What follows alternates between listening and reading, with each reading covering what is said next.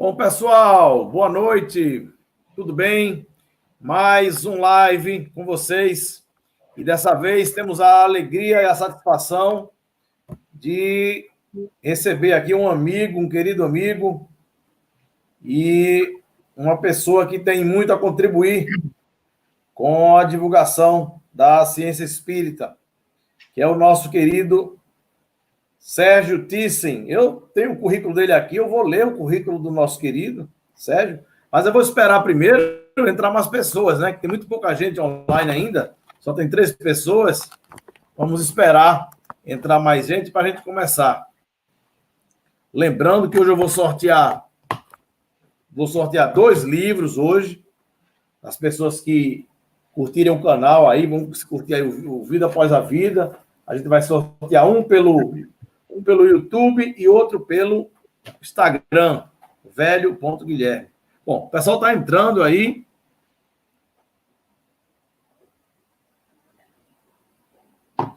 E vamos começar. Professor, boa noite. Como é que estão as coisas? Boa noite, Guilherme. Tudo bem? Você me ouve bem? Tudo, estou ouvindo muito bem. Graças a Deus, estamos em isolamento e agradecido a você pela oportunidade de nós estarmos batendo esse papo sobre esse tema espiritualidade, saúde, medicina, espiritualidade, que nós possamos fazer um bom trabalho. Olha, já tenho várias pessoas aqui online. Está aqui Deca Machado, Juarez Pacheco está sempre com a gente, nosso querido Nazareno Feitosa, viu? Está com a gente aqui e é um dos nossos convidados na semana que vem. Nosso querido Nazareno, que tem dado uma grande contribuição ao movimento espírita. É um irmão querido. Tá? Marilene, Lúcia Leitão, a Meire Sandra Lopes Carneiro, o Dinaldo Miranda sempre com a gente, Sara Patacini também, Maria Goretti, Força Kaique, 2002, eu não sei quem é, e a turma de João Pessoa, Borborema Almeida, olha aí, a turma de João Pessoa está com a gente aí, Aldeota Silva Januário, olha aí.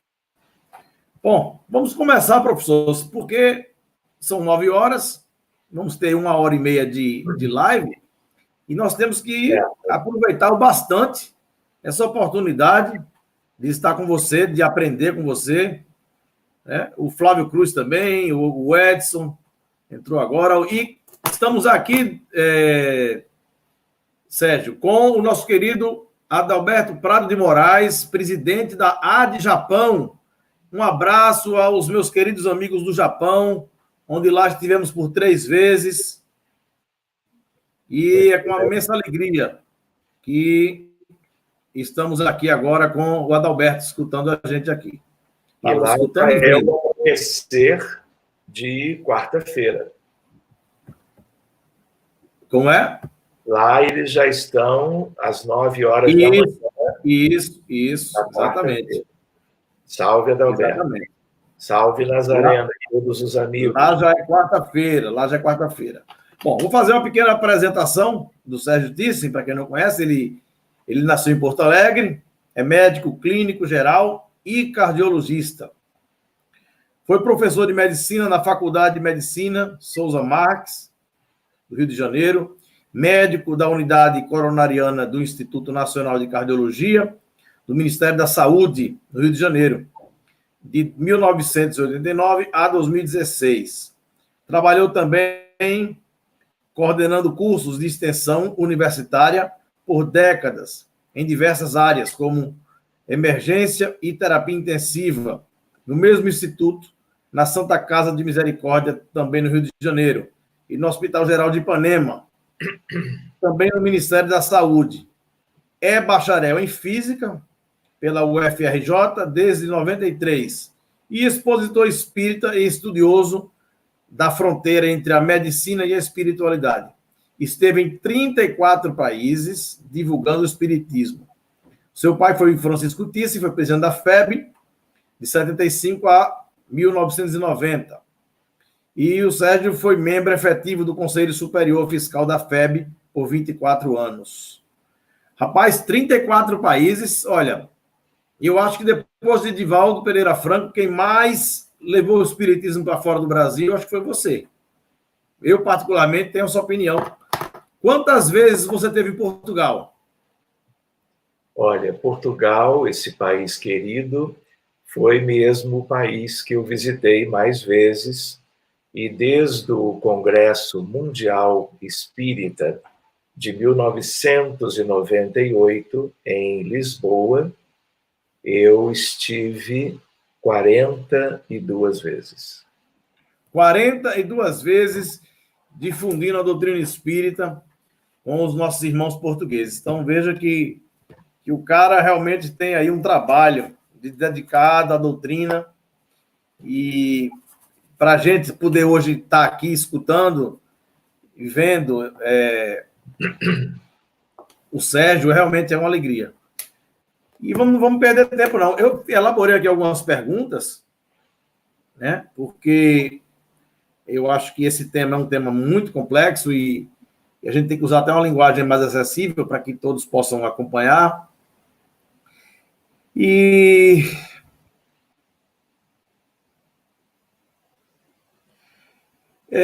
meu doutor Sérgio disse, me diga uma coisa, será que estamos diante de uma mudança de paradigma na questão medicina e espiritualidade? Está havendo uma mudança? A medicina hoje, ela já começa a se aproximar do espírito, vamos dizer assim? Você acredita que já está havendo alguma mudança nesse sentido? Guilherme, amigos queridos, muito boa noite a todos. Veja só, a história da humanidade, assim, registrada, ela tem um pouco mais de 5.000 anos. É claro que a raça humana, o ser humano, está aqui há centenas de milhares de anos. Mas a nossa história, ela registra as questões ligadas à medicina desde sempre. Então, é como se, quanto a tudo que se conhece, sempre existiu a figura de doentes e a figura de terapeutas, ou de pessoas, médicos ou ainda sem esse rótulo, e que se colocaram como que trabalhando para ajudar os enfermos. Até em pinturas, vamos dizer assim, de cavernas, pinturas rupestres, nós temos, às vezes, a figura do doente e, ao seu lado ou à sua frente, a figura de um terapeuta qualquer. Então, a medicina também tem a sua história. E a história da medicina, cronologicamente, se confunde com a história da humanidade. Então, nós precisamos reconhecer que até há mais ou menos 50 anos atrás, nós só conhecíamos, através do estudo da medicina nas universidades, a ideia de uma ciência que buscava, pela anatomia, pela fisiologia, pela patologia e outros estudos, propriamente, todas as disciplinas da medicina, contemplando a ideia de que a medicina é algo que tem a ver com o corpo, com aquilo que as pessoas enxergam, e os médicos enxergam das pessoas, que é o corpo, né? Então, até então, nós não tínhamos, a não ser algum pioneiro, né, e pensando, de certo modo, isoladamente, nós não tínhamos nada de ligação com outras coisas na medicina que não o corpo. A ciência médica, durante esses milênios todos, especialmente durante esses séculos e décadas, ela vem progredindo muito, né? E, como não poderia deixar de ser, experiências humanas, atividade de colegas médicos, pensadores, foram gradativamente como que incluindo aspectos de espiritualidade na medicina, seja no entendimento das coisas, seja até do ponto de vista de possibilidades terapêuticas. Então, o paradigma antigo é um paradigma mecanicista, é um paradigma materialista, é um paradigma cartesiano. Então, a gente estuda muito bem o corpo, nos seus meandros, na sua intimidade anatômica, funcional, né? Mas nós não íamos além disso. Né? Então, a prática médica, ela ainda é um tanto assim. Mas este paradigma que focaliza a parte visível do indivíduo, do ser humano, ainda é muito importante, é essencial e vai nos acompanhar durante muito tempo. Mas a ideia é de que foram surgindo vivências que procuraram mostrar a ideia de que nós somos algo mais, de que nós temos, além do corpo, alguma coisa que nós poderíamos chamar de mente, de alma, de espírito, dependendo do que nós estamos exatamente querendo dizer. E essa relação entre algo mais espiritual e as coisas da medicina vem como que crescendo muito ao longo dos anos. Então, hoje, só para vocês terem uma ideia, se eu for num site de pesquisa médica que contempla todas as publicações do mundo inteiro, do NIH, por exemplo, que é o site mais confiável, se eu colocar hoje, por exemplo, spirituality, eu vou encontrar 20.600 artigos de pesquisa na área da medicina de um modo geral, né? Só com a palavra... É muita coisa, né? Muita coisa.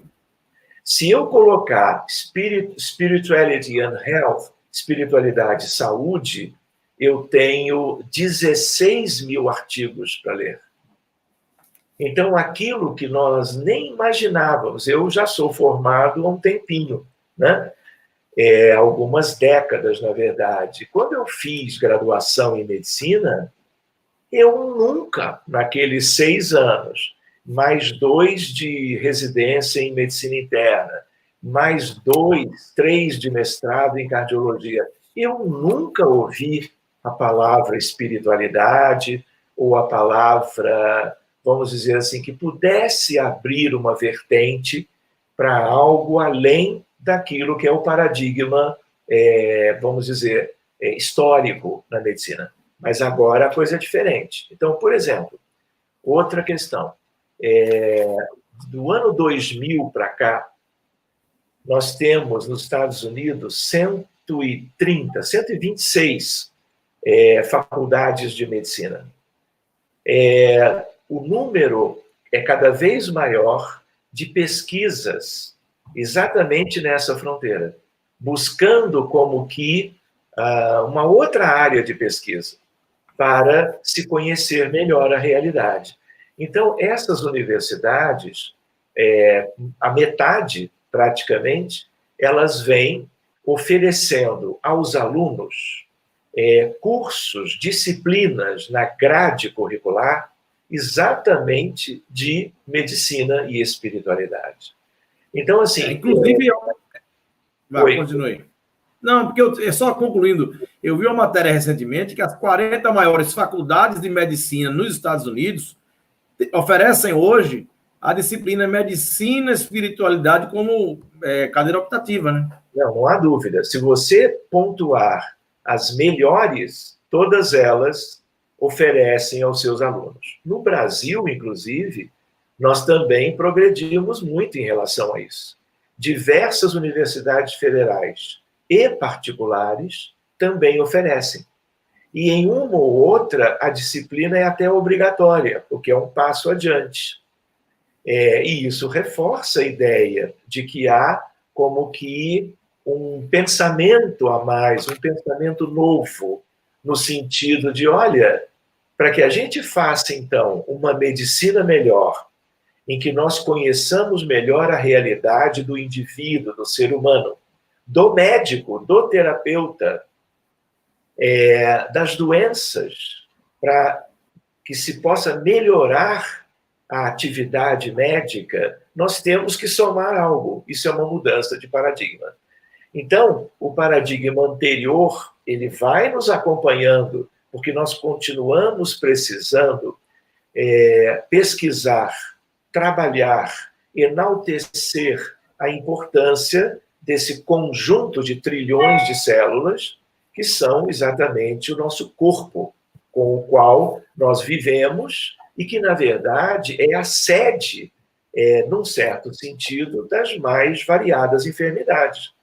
Não é? Se eu penso em lúpus eritematoso sistêmico, eu preciso trabalhar o lúpus que adoece aquele corpo. Se uma pessoa tem um stroke, tem um acidente vascular encefálico, isso é no cérebro.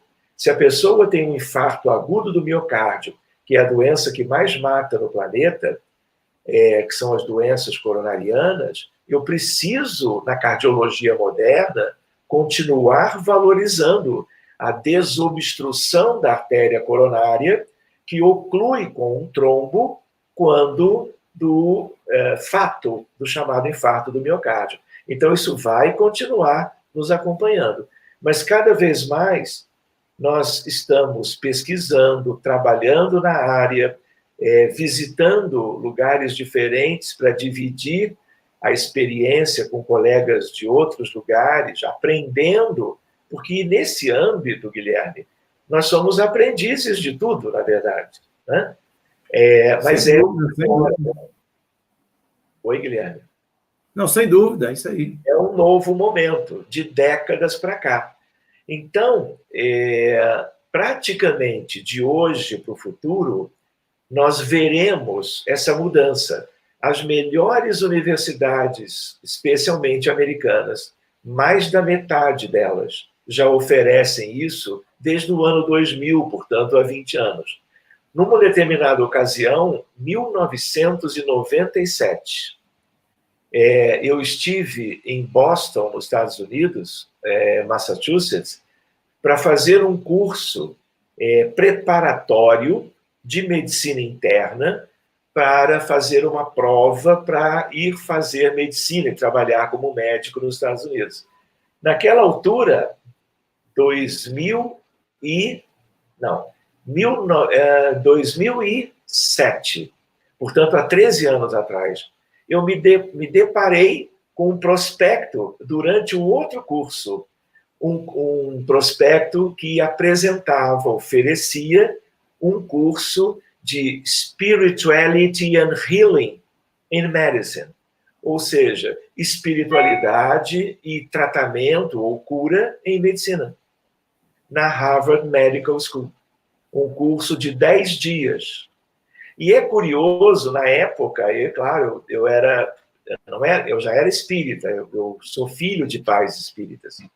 Então, a visão deles em Harvard, há 17 anos atrás, na verdade há 13, era uma visão ainda dentro do paradigma convencional, mas eram os pioneiros que, sem as questões religiosas, as questões de crenças, questões de fé, já estavam numa espécie de uma dianteira, promovendo cursos para tanto o alunado, quanto o corpo docente, quanto a visitadores nos Estados Unidos, para se trabalhar essa questão já como que entrando num paradigma novo.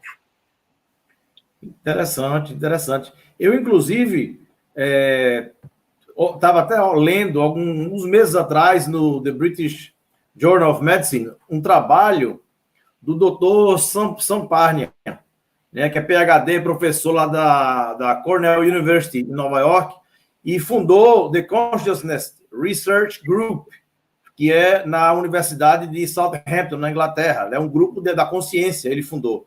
Então, esse médico, ele tem um PhD, ele lidera um estudo acadêmico inovador com a colaboração de vários centros médicos em todo o mundo, e cuja finalidade desse trabalho do Dr. Samparnia é descobrir cientificamente o que acontece quando nós morremos, né? Que é o grande mistério, o que acontece quando a gente morre. Então, o trabalho desse homem é um trabalho incrível, onde ele aborda, inclusive, a EQM, que são as experiências de quase morte, né? Que depois eu queria também que você falasse. Então, é um trabalho, acho que talvez hoje, esse trabalho dele é um trabalho que tem assim, uma maior repercussão no meio acadêmico, ligando medicina com a espiritualidade. Eu me lembrei agora, o tal curso na Harvard Medical School foi em 1997. Então, foi há 23 anos. Mas eu queria, aproveitando o seu comentário, Guilherme, lembrar que nós temos aí um grande desafio pela frente, porque a gente sair de toda uma experiência de vida na matéria, numa realidade tipicamente de matéria densa, né? Para entrarmos no mundo da pesquisa séria, lembrando de dificuldades epistemológicas, dificuldades metodológicas, nós estaríamos lidando com algo impalpável. Então, nós temos que descobrir, não é?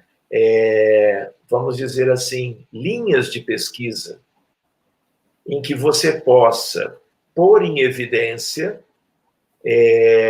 usando a metodologia científica, não preciso dizer nem que é uma metodologia científica correta, séria, porque, claro, tem que ser, senão não é metodologia científica. Para que a gente possa pôr em evidência as questões espirituais do ser humano, as questões espirituais do paciente, das doenças dos pacientes e as questões espirituais dos terapeutas, dos profissionais de saúde e do mundo.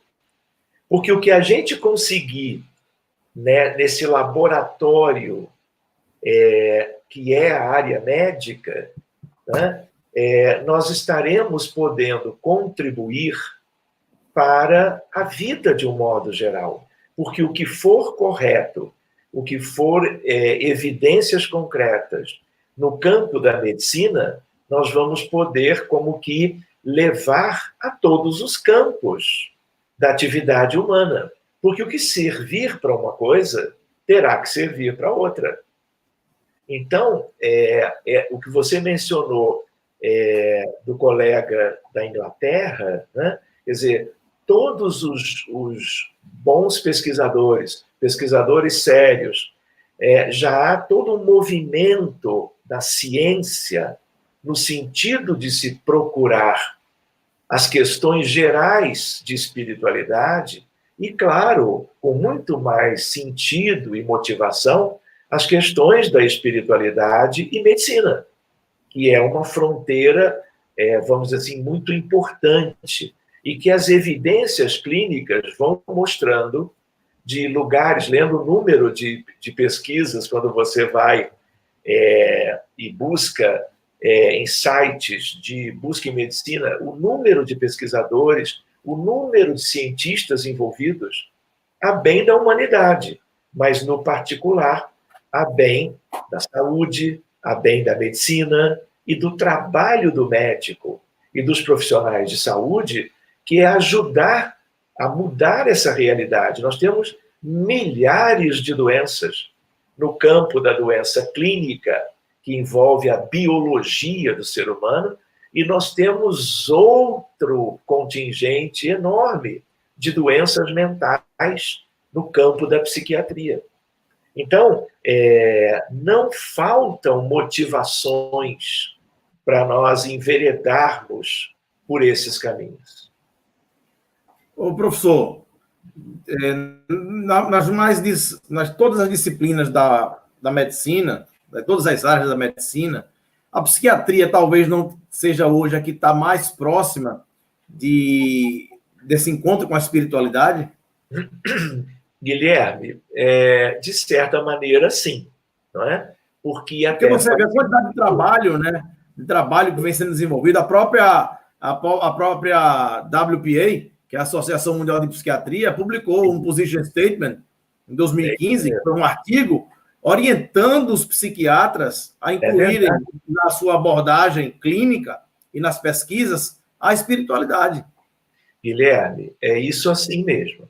E era natural que na psiquiatria, pelas características das doenças mentais, por algo que se relaciona com muita nitidez, como que para além do corpo físico, do cérebro, do encéfalo, da córtex e das outras estruturas do cérebro, que a gente relacionasse isso com a mente humana e as questões dos transtornos mentais. Então, já que você tocou nesse assunto, eu poderia responder para vocês que as duas grandes áreas, de tantas áreas ou especialidades médicas, aquelas que estão, assim, numa espécie de uma dianteira, né, em que a própria necessidade, a própria condição dessas doenças foram como que convidando os especialistas, os colegas,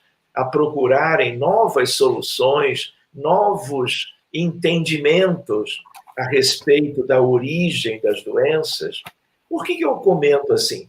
Porque se a gente pensar bem, nós temos uma epidemia de depressão no mundo. Nós temos a depressão como problema de saúde pública em todos os países. Nós temos outra, que é uma epidemia de hipertensão arterial sistêmica, de diabetes mellitus, de doenças cardiovasculares, de uma arritmia chamada fibrilação atrial. E tudo isso gera sofrimento, gera padecimento, gera morte, mortalidade. Então, o mundo é um mundo doente, se a gente pensar desse modo, em termos do número tão expressivo de pacientes em todo lado. O que significa que nós temos inúmeras especialidades.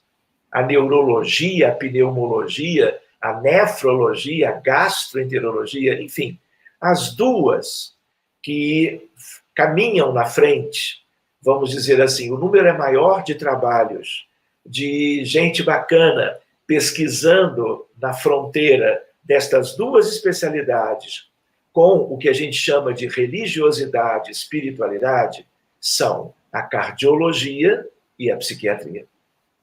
Só para você ter uma ideia. Na psiquiatria, eu tive a oportunidade de conhecer o pessoal do NUPS, da Faculdade de Medicina da Universidade Federal de Juiz de Fora, o doutor Alexander Moreira Almeida e boa parte lá da sua equipe. Quando a gente esteve lá, inclusive apresentei meu trabalho, minha pesquisa sobre a psicografia, e ali eu mergulhei no estudo dos vídeos, o material que eles têm lá, um material riquíssimo, né? E foi muito bem colocado lá pelo Alexander, que você conhece, de que a mídia, durante muito tempo, e os cientistas sempre divulgaram de que o pensamento, no caso a mente, era apenas um produto da atividade cerebral, né? Só que isso é apenas uma hipótese, mas sempre foi divulgado como um fato estabelecido. E não é verdade, né? Isso foi apenas uma hipótese. Só que hoje existem outras hipóteses, né? Entre uma delas a hipótese espiritualista, que defende a hipótese de que mente e cérebro são duas coisas separadas, né? De que esse cérebro da gente seria um computador, mas esse computador ele precisaria de um programador, e o programador ela seria a mente. Essa é a hipótese que norteia hoje a psiquiatria moderna. Tanto que houve um congresso mundial, houve um congresso brasileiro de psiquiatria, até citei isso recentemente, com 600 psiquiatras, e no final, um psiquiatra foi defender a tese reducionista, a tese materialista, de que o nosso cérebro seria, melhor, a nossa mente seria um produto da atividade cerebral, e foi o outro psiquiatra defender a tese de que mente e cérebro são duas coisas separadas. E no final eles fizeram uma votação. Na votação, cerca de 50% dos psiquiatras afirmaram que acreditam que a mente independe do cérebro para existir. E a outra grande surpresa é que 72% dos psiquiatras afirmaram de que acreditam que no universo existe algo além de matéria, além de partículas, existem outras coisas que eles ainda não conseguem perceber. Então, veja que a mudança de paradigma ela já está acontecendo na psiquiatria. Já está. Guilherme, você ter uma ideia na área da cardiologia, né? Aliás, da cardiologia brasileira. A Sociedade Brasileira de Cardiologia, já há muitos anos, tem o GENCA, que é um grupo de estudo de espiritualidade e doenças cardiovasculares. Existem encontros ou congressos estaduais, portanto, regionais, e congressos brasileiros. Só para você ter uma ideia, e a cardiologia é uma das áreas que eu mais atuo, a sala dos encontros do GENCA, que exatamente vão trabalhar temas ligados à cardiologia e espiritualidade, são as mais cheias. Então, os colegas cardiologistas brasileiros, eles têm todo um grande panorama em termos de áreas dentro da cardiologia, sub-áreas de pesquisa. Então, são inúmeras. E aí, num congresso brasileiro, por exemplo, nós temos salas inúmeras, onde estão os especialistas e interessados naquelas determinadas sub-áreas. Espiritualidade e doença cardiovascular é a mais procurada. E olha uma curiosidade, Guilherme. Quando foi em setembro de 2018, eu recebo um telefonema de um colega, Marcelo, de Manaus. E aí ele me diz: Sérgio, eu estou aqui organizando o Congresso Amazonense, da região amazônica, na verdade, não era só do estado do Amazonas, de cardiologia desse ano, vai ser daqui a 3 meses. E eu gostaria de te convidar para você abrir o congresso, fazendo uma apresentação de abertura. E aí eu fiquei feliz pelo convite, né? Olhei a data, vi que eu poderia ir para Manaus, e aí eu fiquei pensando, né, antes de nós seguirmos na conversa, sobre o que será que ele gostaria que eu falasse. E como eu trabalhei a vida inteira em terapia intensiva, em unidade coronariana, eu imaginei que eu iria falar de complicações do infarto agudo, arritmias que complicam o infarto, que ele pudesse me pedir para falar sobre alguma coisa dentro do cardiointensivismo. E aí fiquei quietinho, eu falei, então, o que você gostaria que eu falasse, né? E qual não foi a minha bela surpresa, né? Na verdade, a bela surpresa foi a dele, em me colocar dessa forma. Olha, Sérgio, eu queria, e os nossos colegas da comissão científica também, que você, ao abrir o congresso com 1000 cardiologistas da região amazônica, você fale sobre espiritualidade e doença cardiovascular. Que maravilha, olha aí. Que maravilha. E o que é bonito, quer dizer, a ideia de uma palestra de abertura, um estudo de abertura, tem esse valor, porque todo mundo vai assistir. Tem lá uma homenagem ou outra, né? Alguma coisa, o prefeito da cidade, mas todo mundo está chegando para dar início ao congresso. E eu fui muito agradecido, falei, Marcelo, já está pronto. Eu disse assim, Marcelo, quanto tempo eu tenho? Ainda no primeiro telefonema. Quanto tempo eu tenho? Ele falou, olha, Sérgio, meia hora. Eu falei, não vou. No sentido de que, claro, eu iria, mas no sentido assim, olha, meia hora é apenas para introduzir o tema. E aí ele falou, então espera um pouco. Desligamos o telefone, e aí ele me liga umas horas depois, e ele disse, Sérgio, eu conversei aqui com o pessoal, você vai falar uma hora. Eu falei, tá bom, então eu vou. E aí acertamos tudo e fizemos lá. Então, a outra área, além da cardiologia, porque na cardiologia existem colegas no Brasil inteiro, no Rio Grande do Sul, em São Paulo, no Rio de Janeiro, aqueles lá de Manaus. Então, no Brasil inteiro, essa temática de fronteira entre a doença cardiovascular e a espiritualidade é algo que cresce a cada dia.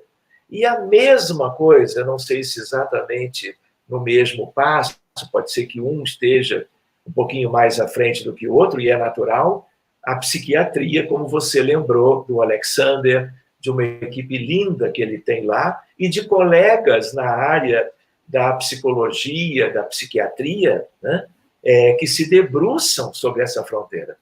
Eu estou surpreso em relação à cardiologia. Eu não sabia que na cardiologia estava assim tão avançado esse paradigma aí materialista, essa mudança. Eu não sabia.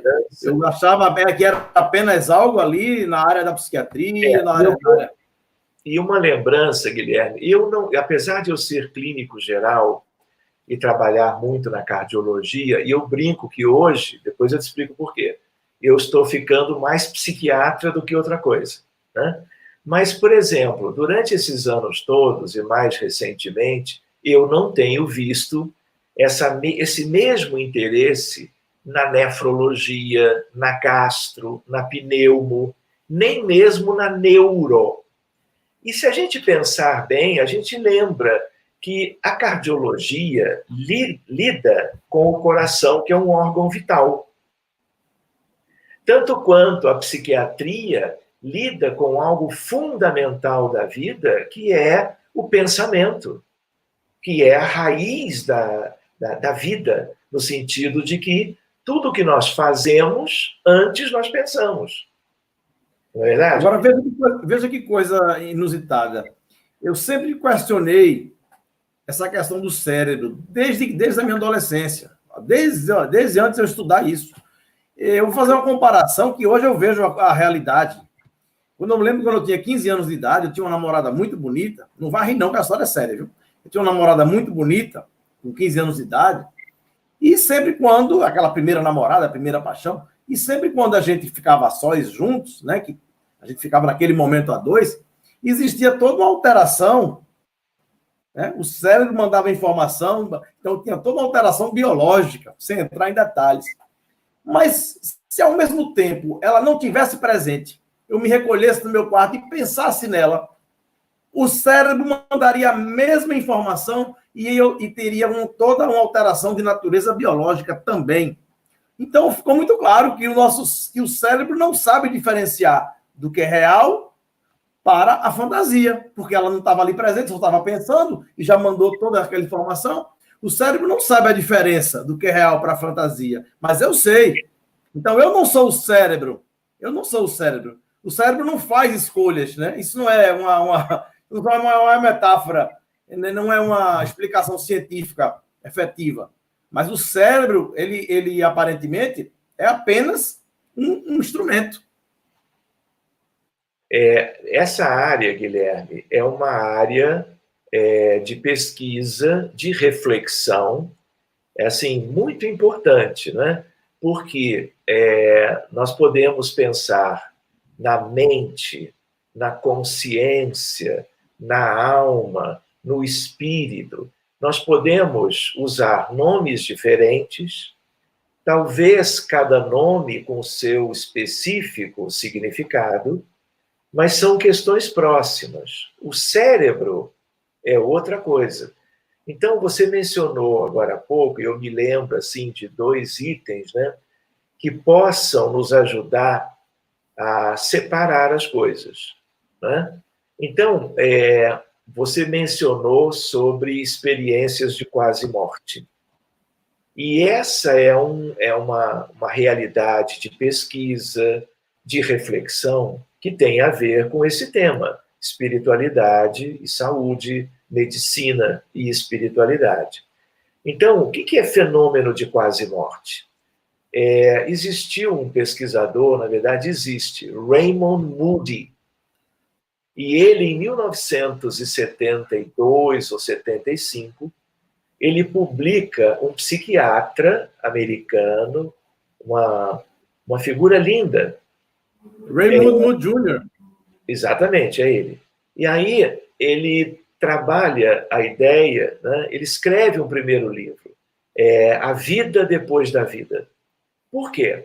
Porque ele conheceu diversos pacientes que foram submetidos a cirurgias variadas, sob anestesia geral, e na indução anestésica, ou durante o ato cirúrgico, o coração parou de bater. E o coração parando de bater, o cérebro fica sem oxigenação. E se isso não se trabalhar no sentido da reanimação cardiocirculatória ou cardiorrespiratória, a pessoa morre na cirurgia. E o que ele reuniu? Ele não era cirurgião, não era anestesista, não estava no centro cirúrgico, mas ele, conversando com pacientes contavam que tinham vivido durante a cirurgia uma experiência esquisita, extraordinária. Eles estavam, vamos dizer, sendo reanimados, eles estavam com o cérebro sem oxigenação, e, apesar disso, eles lembravam de vivências que eles não sabiam o motivo, mas eram como que vivências muito reais. E aí, qual é o grande mérito do Raymond Moody Jr.? Ele enfeixou esses casos semelhantes. E aí ele faz a primeira publicação. Ele é o grande pioneiro dos fenômenos de quase morte.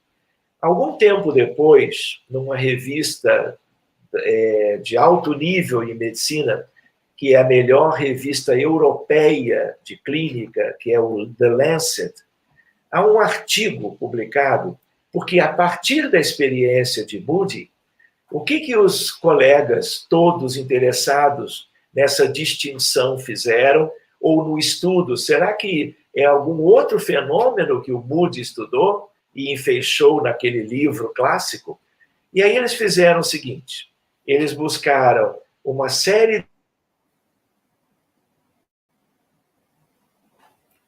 Travou lá. Sérgio, travou teu áudio, teu vídeo. É bom sair e entrar de novo. Bom, esperar ele entrar de novo, que travou aí o vídeo dele. É bom que sair e entrar de novo aí. Deixa eu mandar para ele voltar aqui. Às vezes ocorre isso. Travou.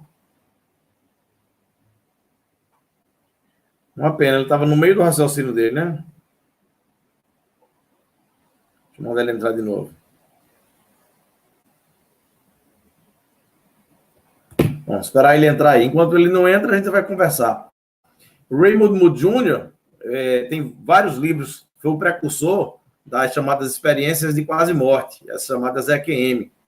E outros psicólogos, outros médicos americanos também trabalharam nessa área de legitimar a imortalidade da alma através dessas experiências. Eu, particularmente, conheço um caso que é bem interessante, eu sempre conto nas minhas palestras, que foi de um cidadão que foi se submeter a uma angioplastia. Na operação de angioplastia, ele não aguentou e veio a falecer. Então, o corpo foi levado para o necrotério e já estava lá por mais de 7 a 8 minutos, quando a enfermeira esqueceu a prancheta em cima da maca. Então, ela voltou para o necrotério para pegar a prancheta. Quando entrou no necrotério, que chegou próximo ao corpo, viu o lençol que estava cobrindo o cadáver subindo e descendo, subindo e descendo. Então, ela achou que ele estava vivo. Então, ela volta à sala, convida o doutor volta lá, eles veem que o rapaz está com batimento cardíaco, eles estavam respirando, eles levam para a UTI, lá eles dão as batidas, reanimam, ele volta a viver. E esse homem passa 15 dias em coma. E após 15 dias, ele volta à consciência e ele chama o médico. Diz, doutor, eu quero conversar com o senhor em particular. Quero dizer ao senhor que eu assisti toda a minha operação e vi no momento que o senhor disse, perdemos um paciente. Nesse momento, eu entrei num túnel de luz e vi um ser sem rosto. Mas era uma coisa tão boa, eu queria ir para perto dele, quando eu escutei uma voz que dizia, você precisa voltar. Foi quando eu senti o impacto, adentrei o corpo e senti as batidas, vocês me reanimando. Inclusive, doutor, vi na hora que o senhor pegou a caneta para assinar o prontuário e a caneta caiu da sua mão, escorregou e você não encontrou. Mas, doutor, ela está atrás da porta. Tinha lá um declivezinho, ele foi lá, ela encontrou a caneta lá. Mas o senhor tem que entender que eu sou cego, doutor. Ele era cego, ele perdeu a visão, criança. Então, como ele podia ter assistido tudo? Toda a operação, se ele era cego? Entendeu? Então, é um caso interessantíssimo. O Sérgio não está nem sabendo que está fora, ele está achando que está online. Vou mandar aqui para ele.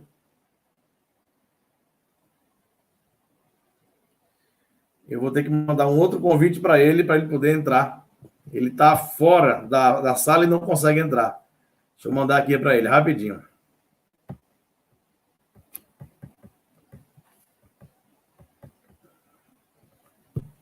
Mas, rapaz, o meu doutor saiu da sala e não voltou mais. Deixa eu mandar para ele aqui. Infelizmente, mas vamos lá.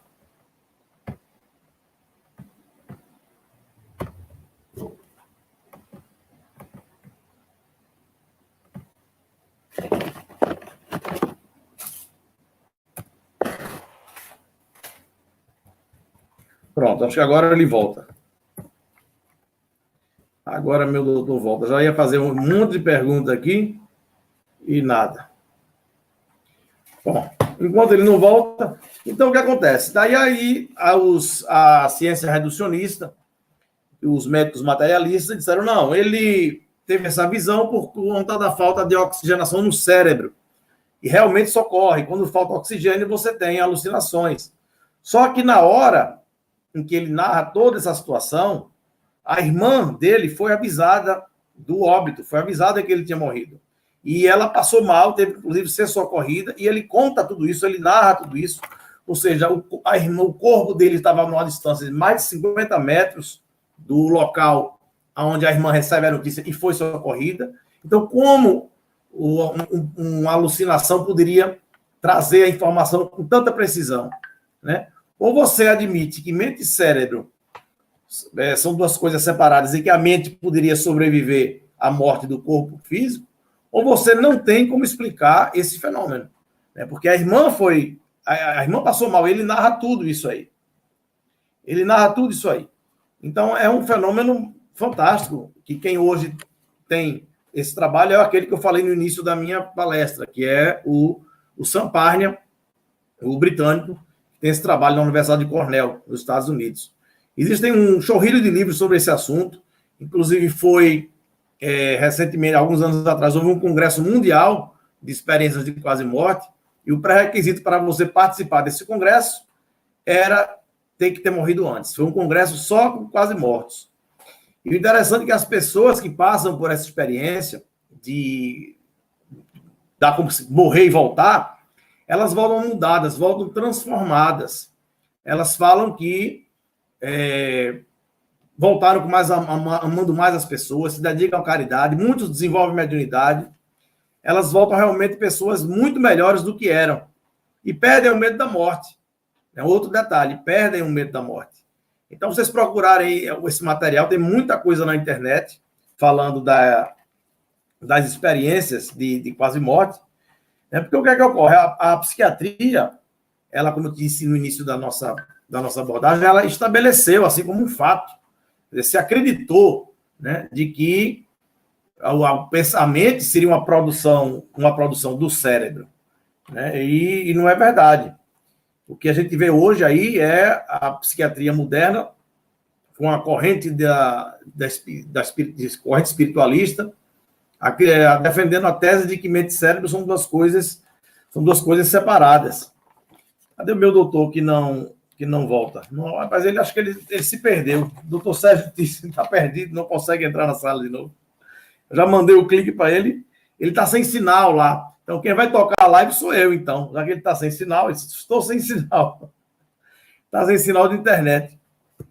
Bom, como é que funciona? Essa corrente materialista da psiquiatria, eles afirmam, né, que o cérebro gera mente. Né? Só que até hoje nunca provaram como isso funciona.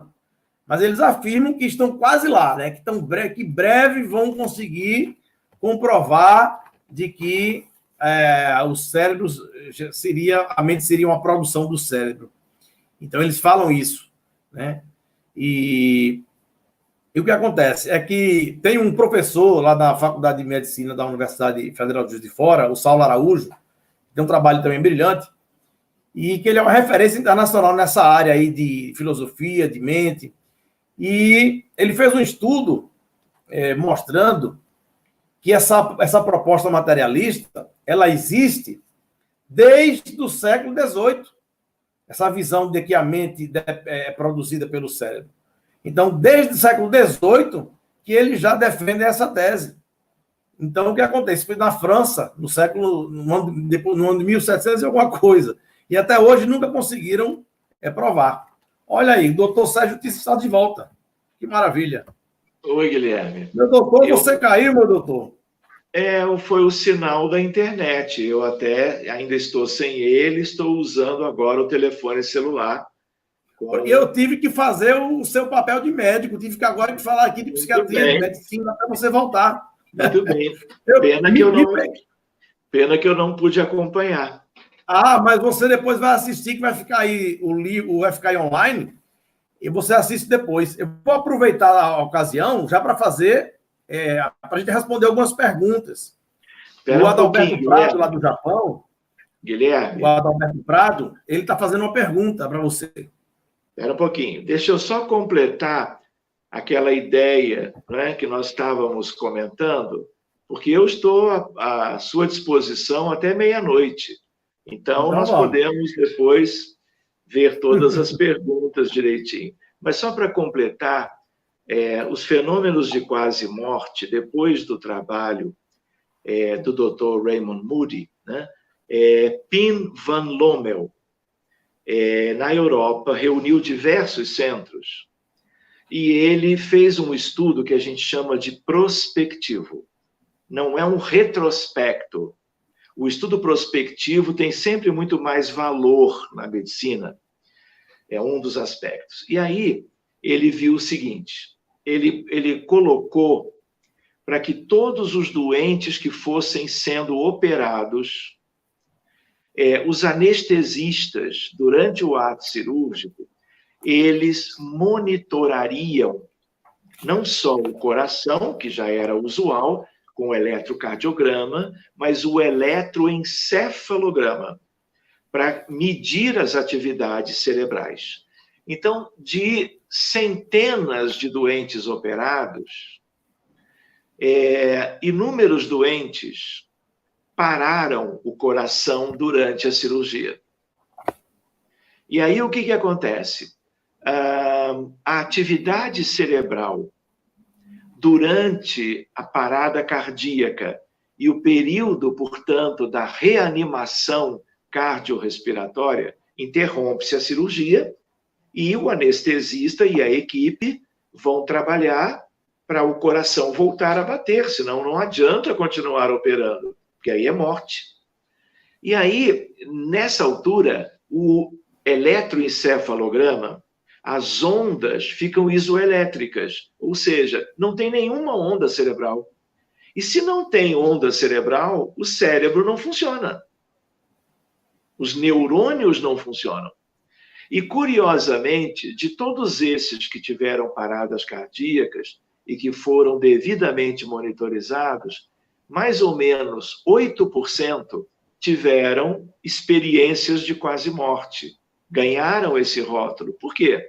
Porque depois a equipe do Pim Van Lommel, ela entrevistou todos os que conseguiram sobreviver, que tiveram melhora clínica, a cirurgia se completa, vão para o pós-operatório, vão para a enfermaria e ficam bem. Então, esses 8%, ele achou, assim, o grupo, né, algo bem curioso, porque as experiências deles eram experiências como que reais. E exatamente no período em que o sistema nervoso central, a córtex cerebral, os neurônios importantes ligados à consciência não tinham nenhuma atividade. Então, esse foi e ainda é um grande desafio para a neurofisiologia, para a medicina, no sentido de como é que pode, justo no momento em que o cérebro está com atividade zerada, as pessoas se lembram de saírem do corpo e olharem o corpo do teto, olhando para baixo e vendo toda uma correria de médicos da equipe cirúrgica e do anestesista para a recuperação daquela parada cardíaca. Além disso, depois tem toda uma série de coisas comuns. Eles saem do centro cirúrgico, atravessam um túnel mais ou menos longo, vão ao encontro de um ambiente iluminado, com cores... Encontram parentes mortos. Parentes mortos. É isso, eu vou chegar lá. Então, depois de atravessar o túnel, eles encontram pessoas que eles só conheceram por causa de fotografias antigas, penduradas na parede. Avós, bisavós, alguns que eles conheceram em vida e outros que eles não chegaram a conhecer porque faleceram antes. Mais do que isso, né, esse trabalho é um clássico na medicina.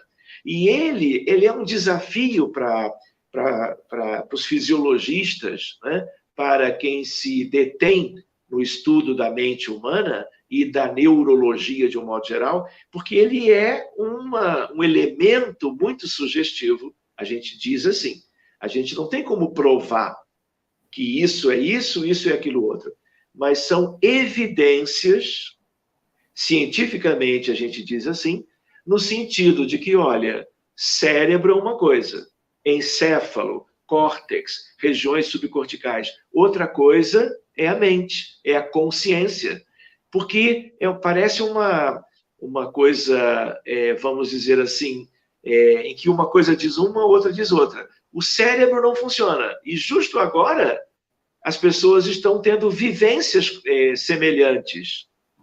De onde se tirou isso? E a outra coisa bonita é que as conversas com os antepassados, ou com o que a gente possa chamar os antigos familiares, foram diálogos dos quais as pessoas se recordavam, como se fossem vivências, algo positivo para a experiência deles. Outra coisa curiosa era o encontro com um ser de luz, porque ali ninguém falava de alma, de espírito, era um ser de luz, porque era humano, ou muito parecido com o humano, com um brilho diferente, uma autoridade, a ponto de que o lado, a experiência que as pessoas viveram era tão agradável que elas não queriam voltar. É um fenômeno de arraste, que a gente chama em física. De tal maneira que, se deixasse, elas continuariam naquele lugar e com aquelas pessoas que eles estavam convivendo naquela altura. E esse ser de luz, para muitos dos casos, numa altura, ele diz assim, olha, o teu tempo não acabou. Você vai voltar para o teu corpo. E é nesse momento, né, que a gente não sabe se há como que uma sugestão, uma ordem, e quando esse ser de luz fala isso, o coração volta a bater. A equipe consegue reanimar o doente. Então, a gente não sabe se primeiro reanima e o coração voltando a bater atrai essa realidade, essa mente, essa consciência, alma ou espírito, se quisermos, de volta para o corpo, ou se é o contrário, veio a ordem e há uma ação que nós não conhecemos bem, mas que depende da vontade do tal ser de luz, né? E aí, no que ele como que retorna, favorece que o coração volte a bater. A gente não sabe quem começou antes. Então, é só para lembrar que o estudo dos fenômenos de quase morte é um estudo lindo. É um estudo que trabalha anatomia, fisiologia, fenômenos da consciência, questões humanas, questões de espiritualidade. Então, é um estudo bastante interessante. E tem um outro campo de pesquisa nessa distinção entre mente e cérebro. Esse é um estudo pouco conhecido. Mas a outra revista, agora não na Europa, como The Lancet, mas o New England Journal of Medicine, que é a melhor revista americana, ela é editada em Massachusetts, mas ela é a melhor do mundo. E em 2010, um grupo, Guilherme, faz a seguinte pesquisa. Sabe aqueles doentes que tiveram como que uma espécie de uma morte cerebral? Tiveram tumores cerebrais grandes, fizeram craniotomia, tiveram que tirar uma boa parte do cérebro, sobreviveram. Ficaram curados, vamos dizer, daquela doença em si, mas não recobraram a consciência. E aí o que acontece? Essas pessoas viviam e vivem até hoje em clínicas de alto nível, em hospitais que cuidam de doentes com morte cerebral.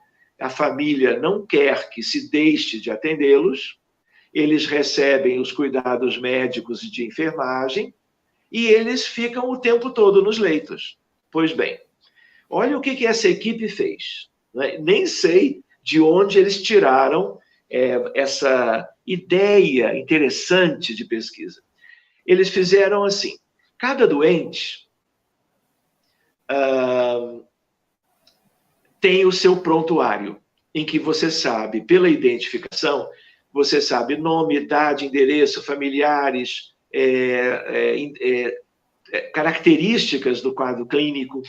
Eles fizeram assim, ressonância nuclear magnética funcional, que é o exame de 20 anos para cá, que vem permitindo que a gente estude coisas lindas. Vocês lembram daquela ideia de que eu tenho, por exemplo, 20 mil artigos quando eu coloco no site de procura a palavra spirituality, e eu tenho 13 mil quando coloco spirituality and health? Pois bem, grande parte desses artigos são artigos relacionados a esse tipo de questão.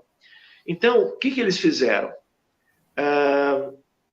A ressonância é o grande elemento de maioria desses artigos. É isso que eu queria lembrar. E aí, na ressonância, eles pegaram pessoas normais para servirem de controle. E aí colocam o indivíduo dentro da câmara de ressonância. E fazendo isso, o que acontece?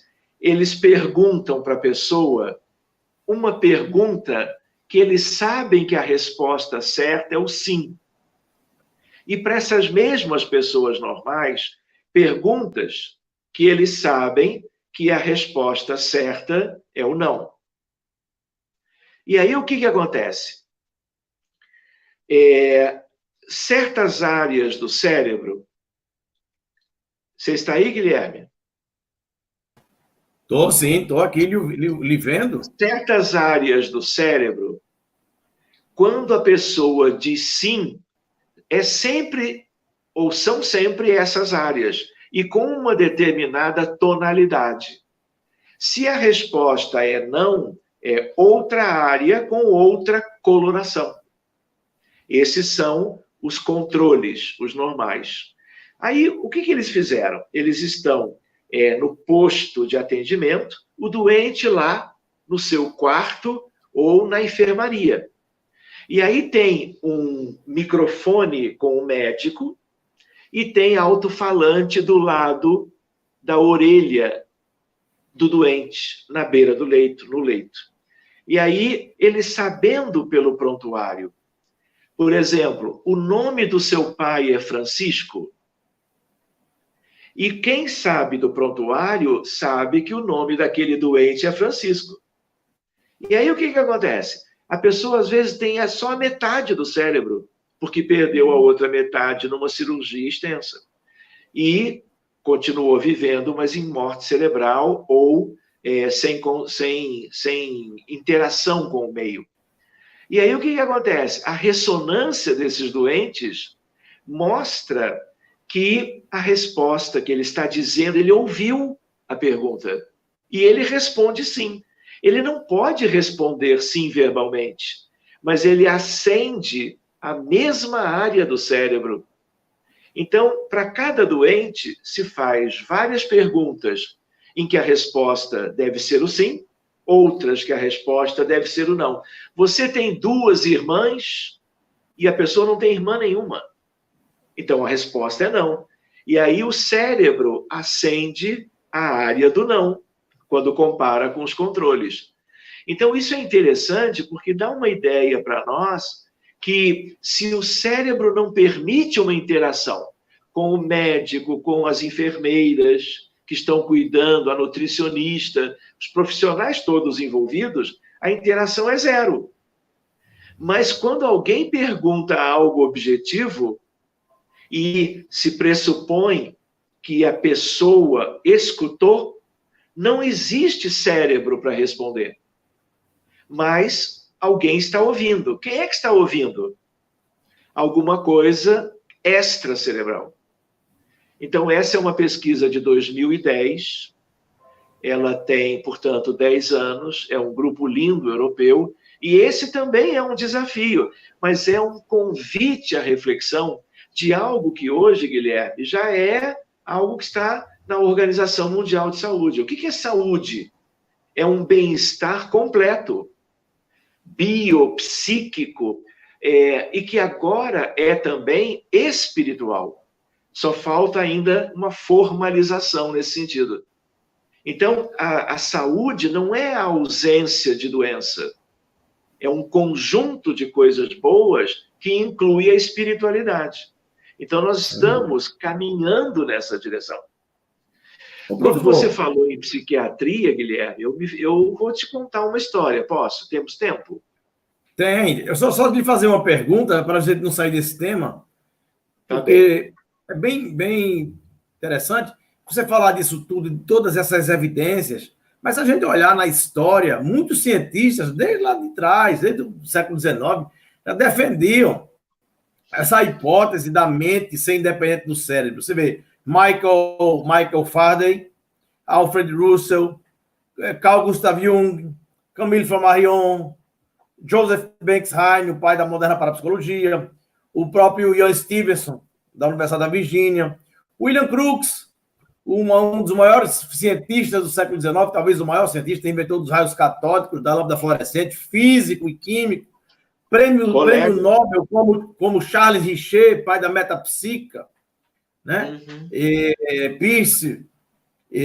Pierre e Marie Curie, os franceses, o casal, Henri Bergson, tanta gente aí que defendia essa hipótese, e não foi suficiente para acabar ou balançar esse materialismo? Guilherme, a ciência avança step by step. E aí o que acontece? É todo um movimento da ciência, de um modo geral, para compreender a realidade, para descrevê-la. Então, esses todos que você citou, e talvez mais um ou outro que não, são pioneiros. Só que o materialismo do paradigma mecanicista cartesiano, ele sempre foi predominante. Então, se a gente pensar bem, eram vozes que clamavam trazendo uma outra maneira de enxergar a realidade. Mas por mais que eles fossem notáveis, e eles foram eles todos notáveis na ciência, né? Não foi suficiente para como que enfrentar todo um longo percurso histórico em que nós éramos muito limitados na nossa maneira de entender a realidade, de pensar sobre a vida. Então, eles eram umas exceções, e muitos deles foram questionados. Como é que pode você ter desenvolvido algo tão importante a nível da ciência básica, da ciência comum, e vem aqui pensar nisso, naquilo? Então, por exemplo, Isaac Newton, por exemplo, ele era um religioso.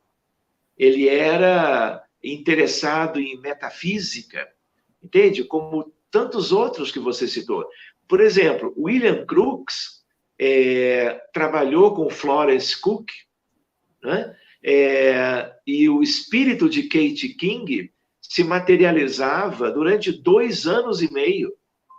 E ele fez pesquisas lindas, fotografou, né, o espírito de Kate King diversas vezes. Eu mesmo tenho uma bibliografia interessante sobre isso, mas isso não foi suficiente, porque é como se fossem pontos pequenos, claro que muito importantes, mas num grande contexto de negação da religiosidade, da espiritualidade, do sentido das questões espirituais da vida. Então, eles só conseguiram algum impacto na sociedade da época porque eles eram pesquisadores de grande credibilidade. Mas precisou que nós tivéssemos a física moderna. 14 de dezembro de 1900, surgiu a mecânica quântica. Depois, com Einstein, veio a teoria da relatividade. Quer dizer, a ciência foi avançando. A medicina tem coisas lindas de ligação estreita com a física moderna. A própria ressonância nuclear magnética funcional, que é nitidamente algo que só temos porque a física nova trouxe elementos para isso. Então, o que acontece? Se a gente pensar bem, no século XIX, você citou vários exemplos que viveram ali. No século XIX, nós começamos a ter todo um grande movimento próprio de uma espécie de uma emancipação da humanidade, para que nós pudéssemos examinar os mesmos fenômenos, mas com um outro olhar, que é exatamente o olhar da espiritualidade, da espiritualização. Então, esse olhar... O próprio William Crookes, ele não acreditava, ele era cético, ele inclusive foi pago pela Sociedade Elétrica de Londres para desmistificar o espiritismo, que estava vendendo muito livro, e ele passou esse tempo todo pesquisando a médium... Essa história é linda. A médium Florence Cook. E então, após 6 meses, ele vai apresentar o trabalho na Sociedade Elétrica de Londres, a plateia repleta de cientistas. Ele que foi pago para desmistificar o espiritismo, começou seu discurso lá dizendo: já não vos digo que os fenômenos espíritas existem, eles são reais.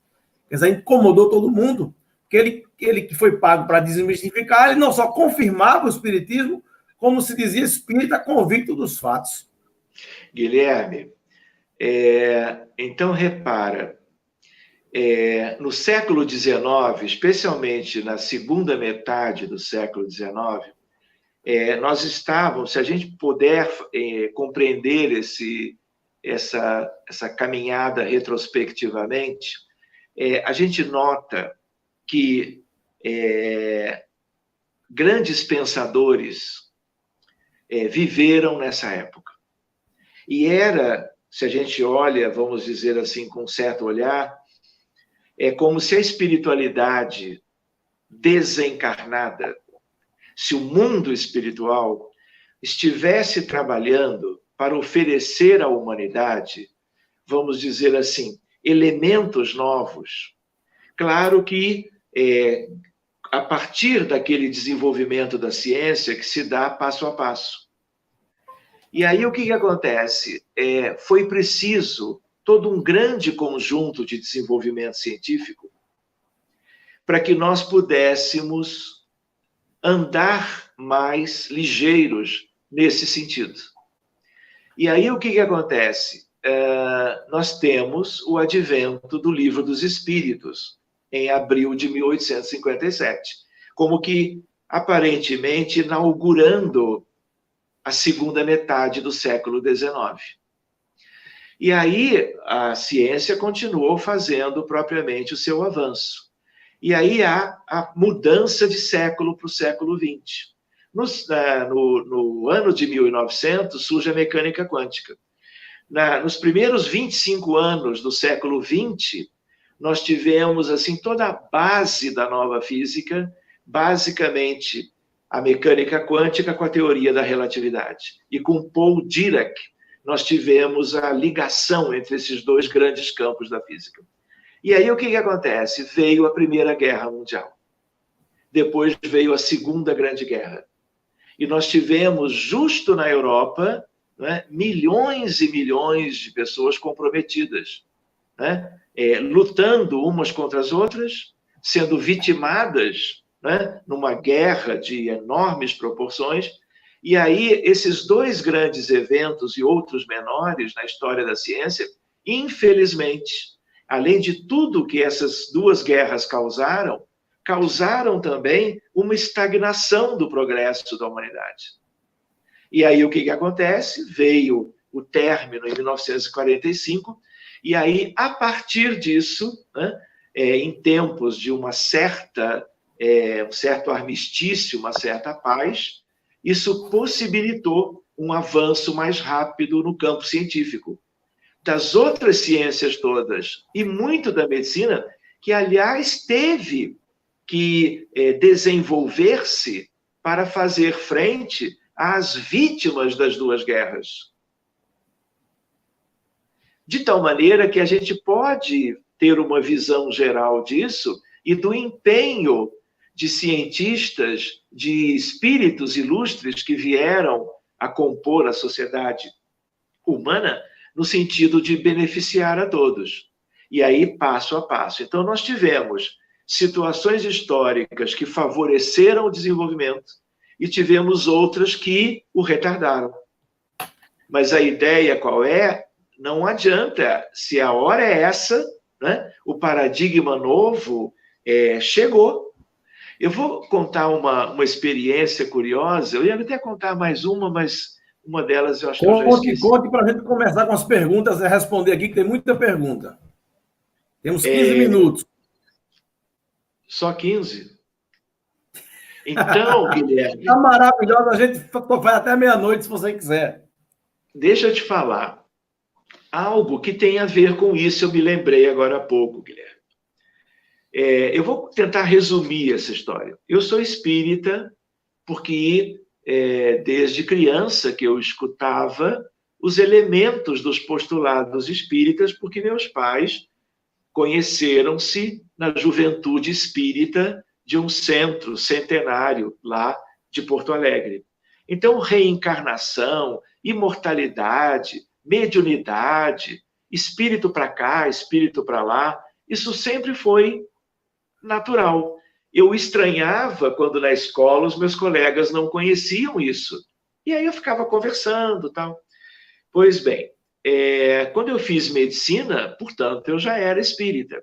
Então, de certa maneira, eu sempre ficava buscando essa visão integrada entre a ciência que eu aprendia na Universidade Federal do Rio de Janeiro, ao longo de anos, uma década estudando a parte básica da medicina, e, ao mesmo tempo, as noções que meus pais espíritas traziam para dentro de casa.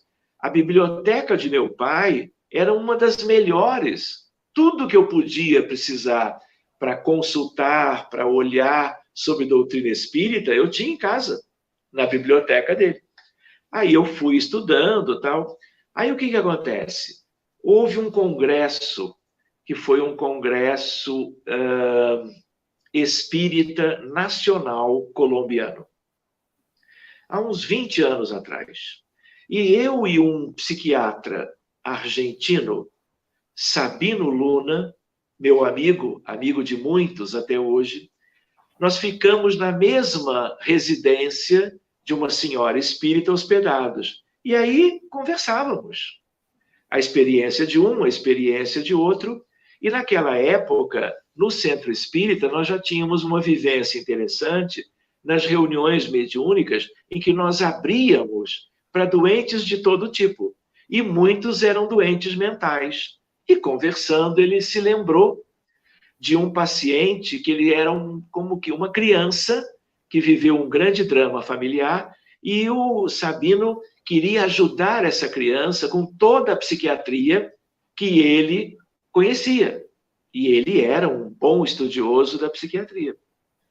Pois bem, ele falou, Sérgio, por favor, vamos atender o Christian. Eu falei, Sabino, claro, vai ser mais um caso. Quem sabe você vem ao Rio de Janeiro, você quer conhecer o Rio. Eu te empresto a minha bicicleta, você vai passear na Barra da Tijuca e vai frequentar e vai participar do atendimento do Christian. Não vou falar do atendimento, mas foi um período de meia hora para nós cuidarmos de tudo que acontecera no passado, desde o Egito Antigo. A criança, inclusive, desenhava imagens tipicamente egípcias e escrevia hieróglifos, voltando a uma reminiscência sua, mas fazendo isso na vida atual. Pois bem, Sabino chorava de emoção de ver o que aquela equipe de alguns médiuns fizeram a favor do Christian, mas ele se emocionava pelas técnicas de como ajudar, enfim. E aí o que acontece? Ele diz assim, Sérgio, algum tempo depois, Sérgio, o Christian melhorou muito. Eu estou há anos tentando ajudá-lo com tudo que a psiquiatria eu tenho nas mãos para fazê-lo. E aí ele diz assim, Sérgio, você precisa visitar evento de psiquiatria. Eu sei que você não gosta de psiquiatria, mas eu vou ver aqui com você. Você vai fazer um estudo elementar, né? Um projeto piloto para mostrar para a psiquiatria atual, isso há 20 anos atrás, o que eu estou vendo aqui e a resposta que eu nunca consegui obter no tratamento do Christian. Pois bem, e aí o que acontece? Ele olhou no computador, a seguinte era no Panamá. E aí não dava tempo, o deadline já tinha passado. Quando ele olha a outra, era, veja só, em Beijing, China. Era um congresso mundial de psicoterapia. E aí eu fui, vamos dizer assim, levei o projeto para a comissão científica, eles aceitaram, e eu dei um jeitinho de chegar até Beijing, na China. Apresentei, era em 2008 isso, portanto, há 12 anos atrás, Guilherme. Foi a primeira participação em que, de algum modo, alguém ia falar para milhares de psicoterapeutas, psiquiatras, psicanalistas e psicólogos sobre espírito, sobre ação de espíritos, sobre grupo mediúnico, sobre Allan Kardec. Pois bem, era uma semente tímida. Pois bem, mais algum tempo depois, já em 2004, de 1998 para 2004 para 2014, eu fui a Madrid. E em Madrid nós fomos levar, aí sim, Congresso Mundial de Psiquiatria. E aí tinham 6.000 profissionais na área da saúde mental. Levamos a semente. Depois nós voltamos em outros eventos. E agora, em agosto de 2019, foi nova edição do Congresso Mundial de Psiquiatria, em Lisboa, Portugal. E Você aí nós lá, levamos... né? Oi? Você foi? Eu fui de novo, o Alexander Moreira Almeida e um grupo de outros psiquiatras brasileiros também. Eu era o único que não era psiquiatra. Maravilha. Muito bem.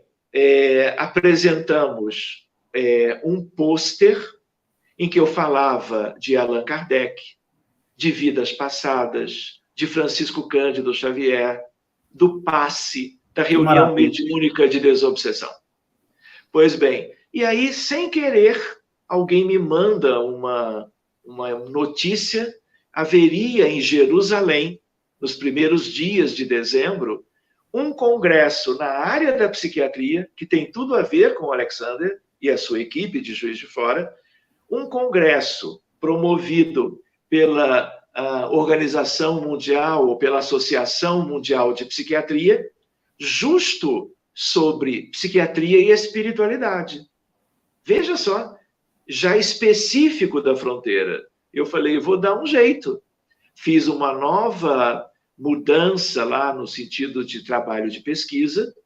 Eles aceitaram, só que aí eu fiz 2 apresentações. Uma de caráter geral, para as doenças mentais de um modo amplo, e uma apresentação oral sobre os aspectos espirituais, terapêuticos, no caso do transtorno do espectro do autismo, que é um tema, Guilherme, para nós seguirmos num outro dia, a partir do que nós estamos conversando agora.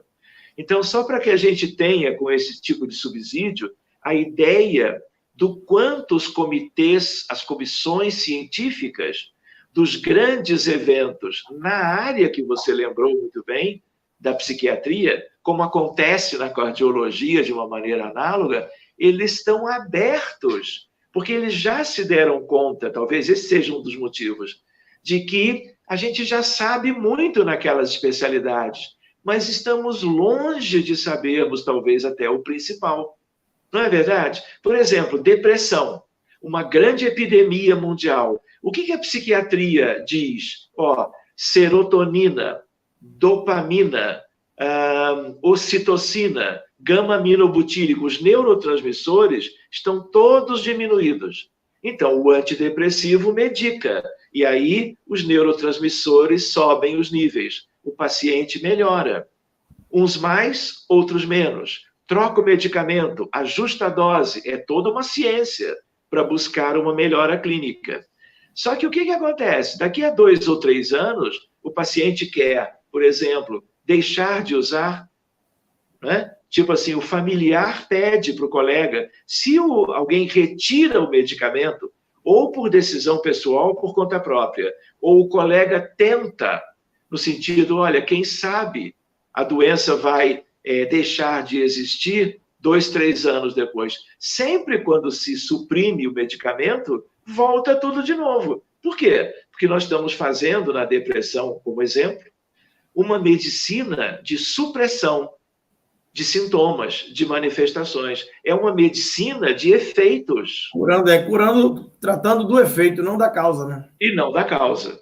E aí isso nos remete a trabalharmos as causas espirituais dos transtornos mentais. E isso dá um seminário para nós fazermos. Né? É verdade. Enfim, vamos ver as perguntas? Vamos lá. Tem pergunta do Japão, tem pergunta dos Estados Unidos, olha, do mundo todo.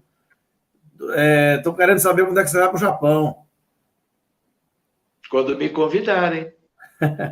A pergunta da Midori. Ela quer saber sobre plano astral e plano mental. Qual a diferença? Ainda colocou aqui, arigatô. Olha, vai até meia-noite, hein? Rapaz, então resume aí. Estou brincando, que é o meio-dia deles lá, né? Então, boa noite aos nossos irmãos queridos do Japão.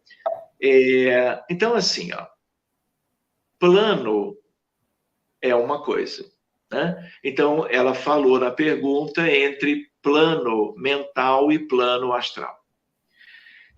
Para a gente talvez tentar chegar perto da questão que ela formulou, pelo Espiritismo, nós aprendemos no Livro dos Espíritos que nós encarnados temos corpo físico, perispírito e alma.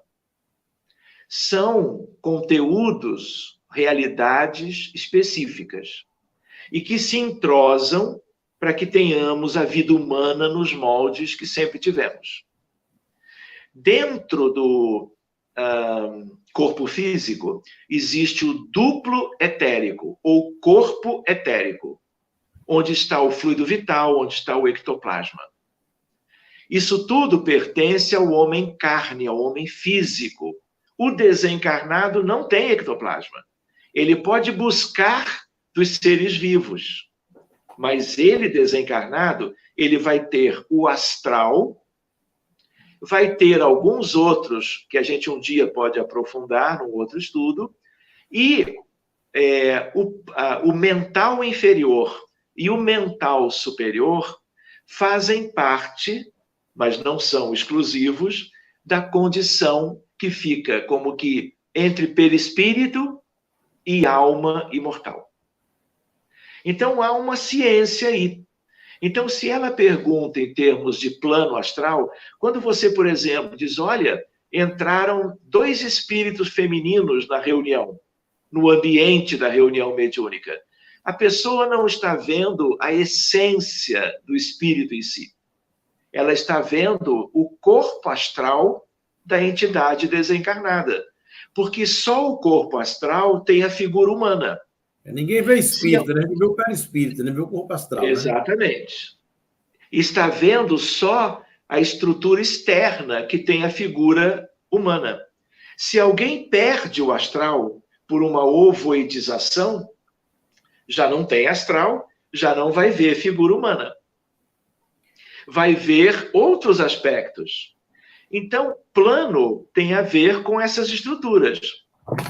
Na realidade ampla do mundo espiritual, existem vários planos distintos que muitas vezes têm diferente distribuição topográfica ou, num certo outro modo de ver, eles estão todos como que entrelaçados, todos superpostos, divididos entre si pelas suas respectivas frequências vibratórias. Estudando um pouquinho do eletromagnetismo e um pouquinho também da mecânica quântica, facilita para a gente entender um pouco, às vezes, até o que benfeitores ou espíritos vêm trazendo na literatura espiritista, vamos dizer assim. Então, eu não sei se eu fui suficientemente claro, mas a ideia é válido da gente pensar como ponto de partida para entender isso na estrutura que nós podemos. Por exemplo, perispírito é uma estrutura complexa e subdivisível. André Luiz não falou em corpo mental, não falou em corpo astral. Ele já não começa a introduzir isso, quando na codificação isso não foi contemplado. Por quê? Porque nós estamos continuando a buscar elementos para compreendermos melhor a realidade. Isso é ciência. Isso Exatamente. É ciência espírita. Verdade. Pessoal, quem não curtiu aí o canal, curta aí, que eu vou sortear daqui a pouquinho mais um livro. Eu vou enviar aí de presente o nosso livro Vida Após a Vida. E também no Instagram, vou sortear o outro pelo Instagram. Adiciona lá, velho.guilherme, que eu vou sortear os 2 livros ainda hoje. Enquanto isso, vamos respondendo mais as perguntas. Doutor Sérgio, passe, reiki, imposição de mãos, curam? Meia-noite. Vejam só. Deixa eu colocar uma ideia interessante. Eu vou falar como espírita, né? Eu conheço um pouquinho dos elementos que ela citou. Então, mas eu vou ficar mais com o passe, porque entendo que tudo envolve uma espécie de fluido terapêutico, de fluido vital, de magnetismo de cura, que Allan Kardec contemplou muito bem no livro dos médiuns, lembram? Então, eu poderia dizer, para servir até, quem sabe, como uma introdução para um outro estudo, a ideia de uma medicina que agora entra, Guilherme, muito claramente no nosso tema. Medicina e espiritualidade, saúde e espiritualidade. Mas muita coisa nós nem comentamos na nossa reunião de hoje. Questões lindas de espiritualidade com medicina. Mas então, vamos voltar, vai ter outra, vamos fazer outra. Essa aqui não deu para nada, rapaz. Vamos pensar assim, ó, em termos de medicina e espiritualidade, a ideia é de que há um binômio para nós desenvolvermos outro dia. A medicina da alma, que nós mais reconhecemos o valor e temos uma boa vivência, chama-se desobsessão e fluidoterapia espírita. Nela, o passe, seja o passe do trabalho público, seja o passe numa câmara própria para receber pacientes. E, ao mesmo tempo, a ideia de que esse passe ele é o complemento natural do que nós obtemos nas reuniões de desobsessão. Porque ninguém tem doença só no corpo. A doença existe no corpo, mas por questões espirituais.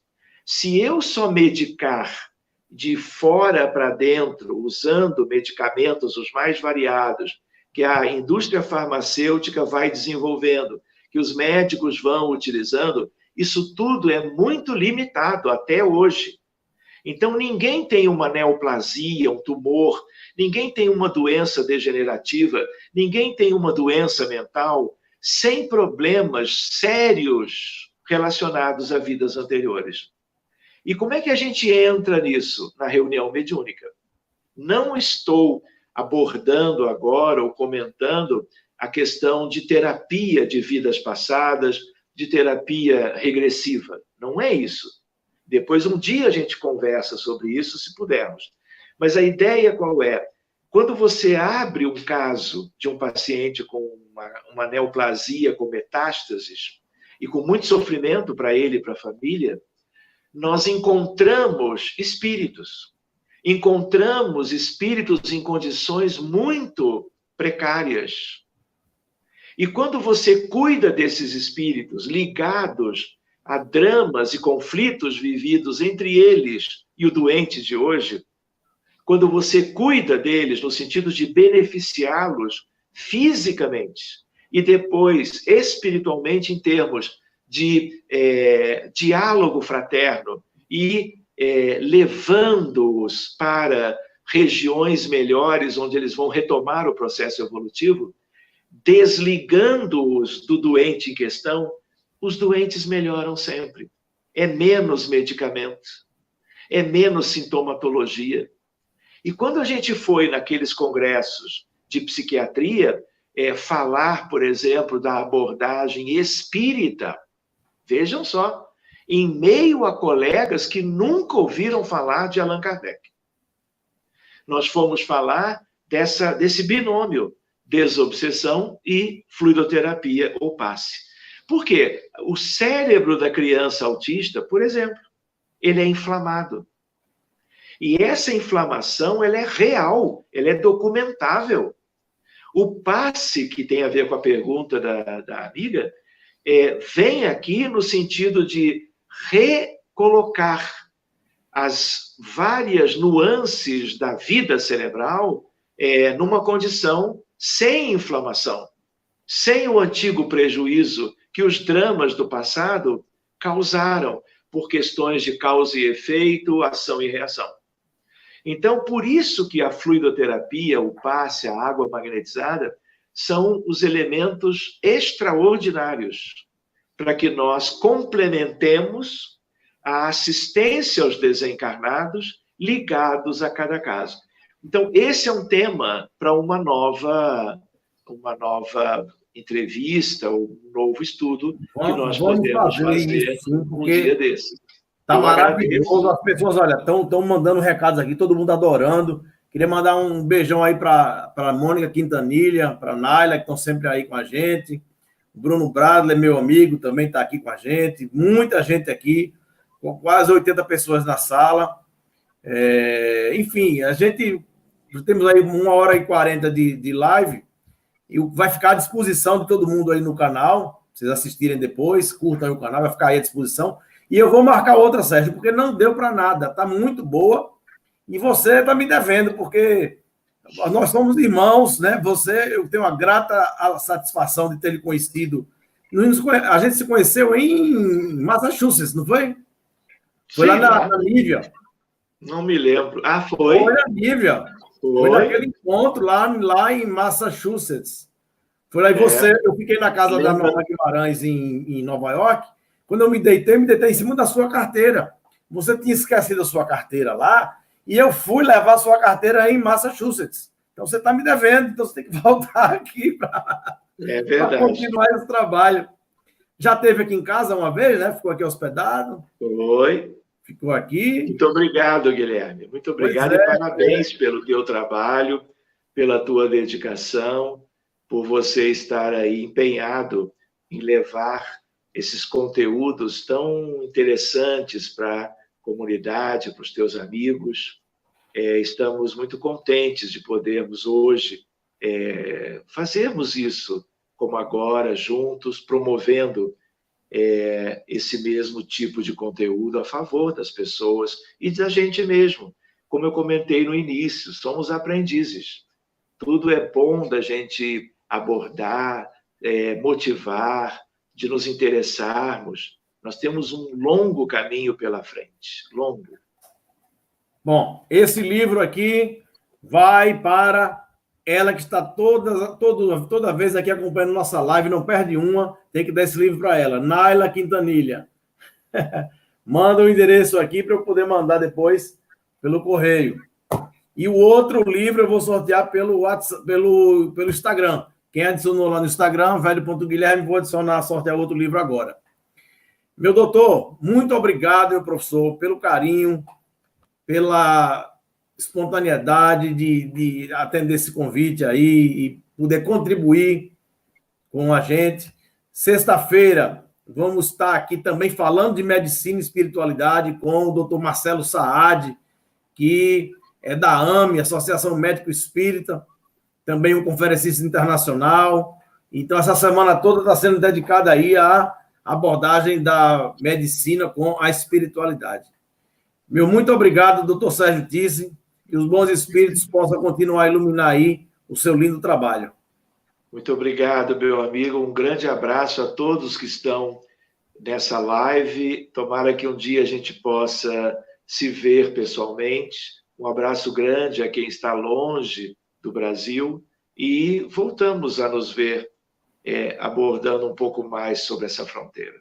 Obrigado a você mais uma vez, Guilherme. Obrigado. Deus te abençoe. Obrigado. Tchau, tchau. Tchau, tchau.